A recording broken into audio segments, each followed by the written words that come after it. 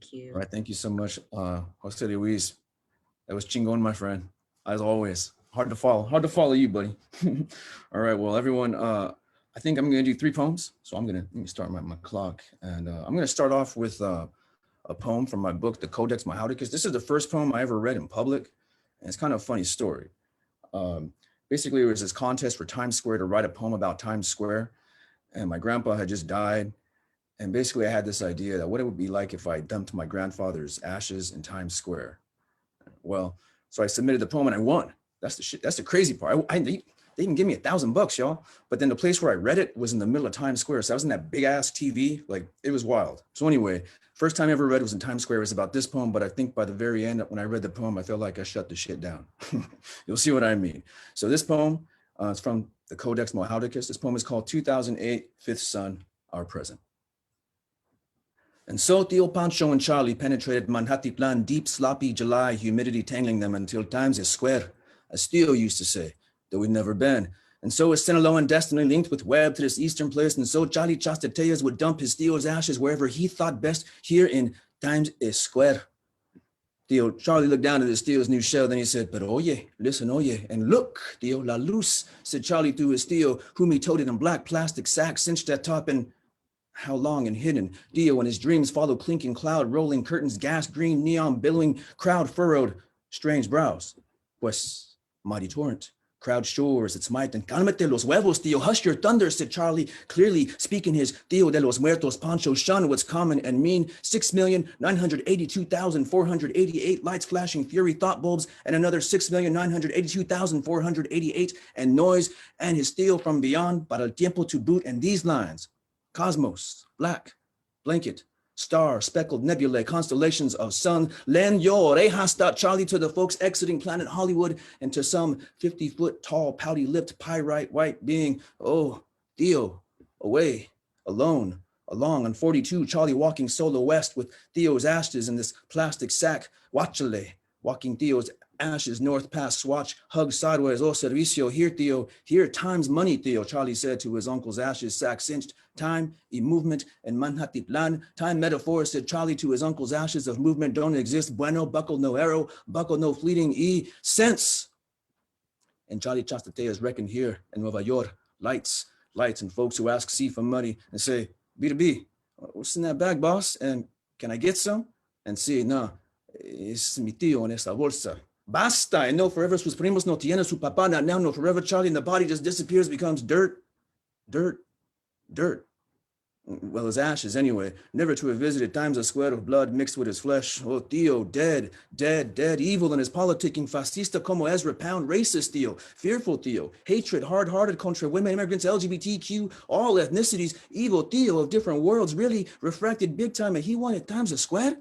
No manches, he died from self-hatred, self-pity, self-dread. All these lights, Charlie looked up, always electric day here in this place. Charlie needed a dark place, and he eyed a green flower pot, sweat in his eyes, pot over yonder, and he said to the box, there are two things in this dirty, dirty world. Up he looked at groups of students chaperoned by working class folk from Whack Museum, snapping plastic selfies, visible through the window. Two things, brute facts and social facts, Theo. Brute facts exist without us. Charlie, still speaking to the cinched bag, but objects in relation to time after lantern yard, loss of Quetzalcoatl, absence of meaning, and Charlie speaking faster, rambling, gravel row, space without time, repetition instead, cyclical time. Hello, Quetzalcoatl, I order you time, universe, time, square, stop! And nothing. Look, Deal. Here he spoke to the ashes in the box. Shells. All right, that's poem number one. And there's a siren outside because I live in freaking New York City, y'all. That's how it is. All right. So this next poem. So a lot of my shit I write is weird. You can kind of tell. So the other two I'm going to read are more easier to follow, I guess.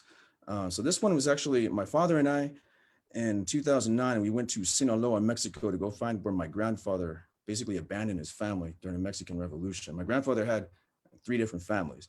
One in Mexico that he left, another family on the way to the United States, and then another family in the United States. And my dad was the one that was on this side of the border. And we're trying to find out what the family way over there on the other side and find out a little bit about the mystery about why he did what he did. I'm not going to read the whole thing. It's called Return to Teta Roba. I'm going to start off on part number 5 and just go from there. So starting off with number 5. We found the cemetery first, the Panteon.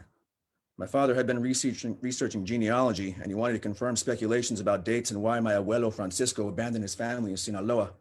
Perhaps abandoned is too strong a term, why he migrated and never returned. Whatever the word for that is, that's what he did. We confirmed that many Alvarezes still live in Tetaroba. In fact, Los Alvarez have their own section in the Panteon. A couple strolling the cemetery after leaving fresh flowers stopped to chat with us. Friends of our family, we learned, and they gave us directions to where we could learn more about ourselves. Also showed us around the Panteon, and we experienced ceremony, not abandonment, but lived lives that stretched transnationally and returned to earth more amazingly red than I had never known. 6, light that day bright, and the air hot, and meeting bones of those I would never know in the Panteon, speaking Sinaloan Spanish, which has always been the accent I've understood most despite hearing at least in my life. Our guide said, for Dia de los Muertos, the Panteon breathed generations sufficient to celebrate and hear. Stop, they said, you know this name, you know her name. You know her name, Father, you know her name, say Rosario, Rosario. 7, Rosario, la primera esposa de mi abuelo, Rosario, who waited for Francisco to never return, Rosario, who never married again, Rosario, who is now my grandmother, Rosario, grandmother to the vibrant Alvarez of Sinaloa, Rosario, whose name Los Alvarez in Arizona never knew, Rosario, whom Francisco abandonó, yes, abandoned, Rosario, who knew of Francisco's second wife in Arizona and 2 children from her. Rosario, who knew of that wife's death during her 3rd childbirth and later of Francisco's 3rd wife in Arizona and 3 more children. Rosario knew of these 3 final children, but never knew their names. Rosario never knew my father, the oldest child of this 3rd family, never knew his name, nor mine, nor care, I suspect. 8, we walked further into the pueblo proper, the deposito where the gente buy beer in Tetaroba. Oh, my Los Alvarez, claro que sí, I was proud. And here I met the history of my father's family and half of who I am, with ice cold chelas, loosening the Spanish of my humid United Statesian tongue. El Señor Nalo Lopez spoke of the history of Tetaroba, and indeed he remembered Francisco. He knew the lives lived in crumbling homes of those who went al norte. He saw nopales growing from my father's forehead and from mine mesquites, with roots that dig deep into deserts that defy borders. 9, abandoned homes preserved and what stood of memories of people who inhabited the spaces of Tetaroba, Sinaloa. Touch these walls, red adobe walls, my primo said, walking me from my days. Touch these adobe walls, they were the same your grandfather felt. You feel the heat, they breathe hot. Indeed, Senor Nalo knew of Francisco's home, what was left of his home. Sígame, he said, follow me, we must walk. Roads and paved lined with stones and dust, so much dust, polva of airborne bones and saguaro ancestors watching us, their shadows trailing us as Senor Nalo led us past a dried creek and just over a small hill, and there a house with no doors. And there, attached to this home, the red walls of another, walls covered in hot black plastic secured with rope. There, the walls of Francisco's home.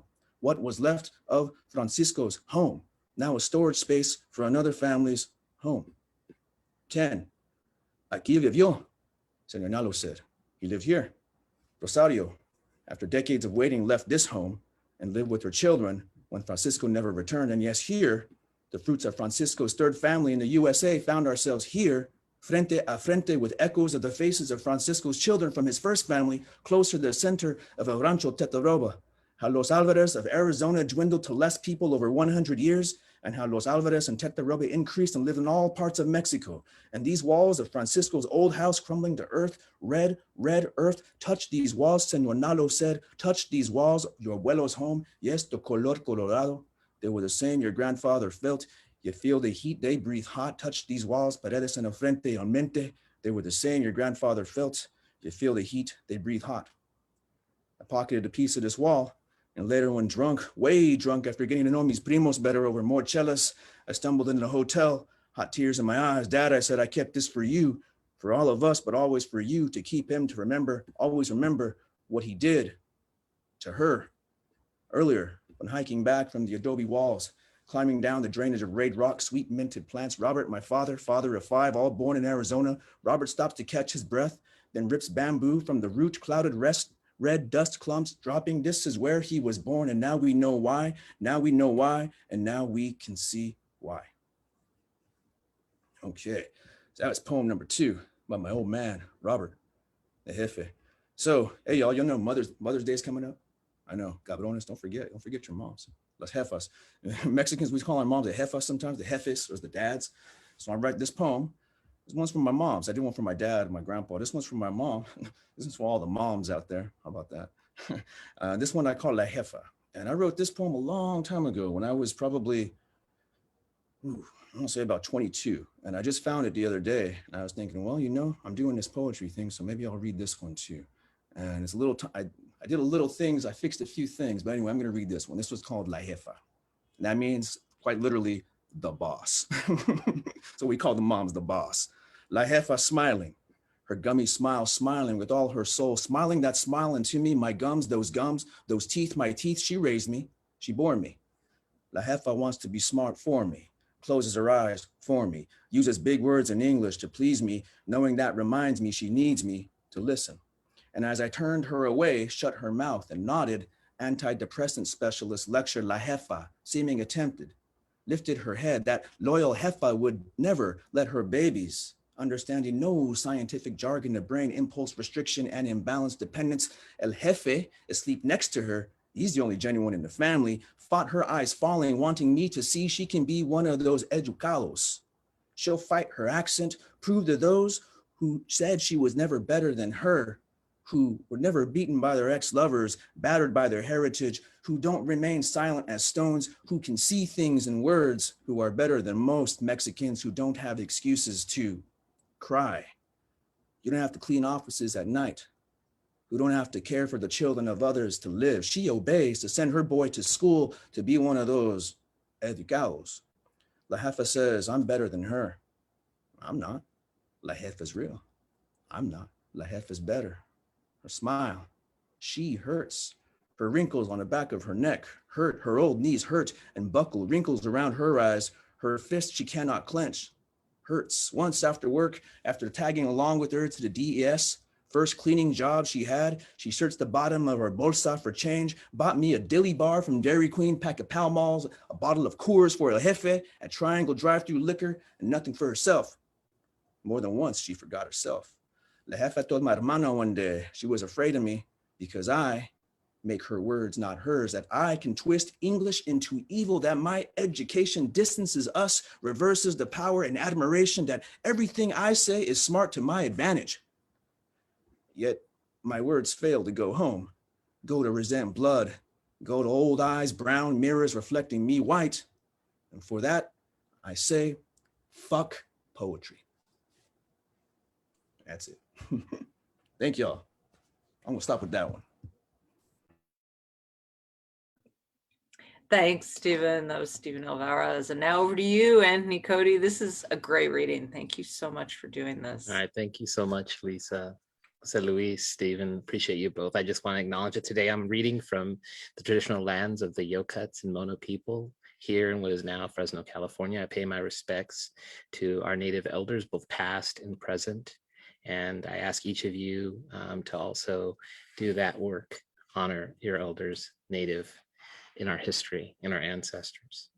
I'm excited to be here today with everyone and sharing poems. I thought about what would I share, thinking about Codices of the Borderlands, and I thought, you know, I'm going to share some big poems today. So I'm actually going to start with poems from my book that open up my book. They're all centered around my time and experience of trying to get a passport photo. And an old white man asked where I was running to. So obviously I was running nowhere. I was just trying to travel.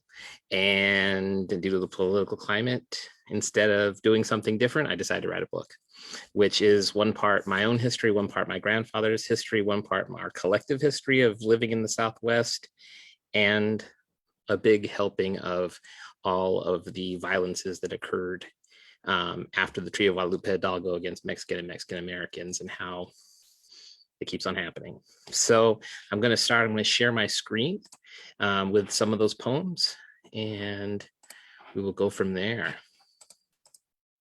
So this first poem is titled Standing in Line to Take a Passport Photo. An old white man looks at me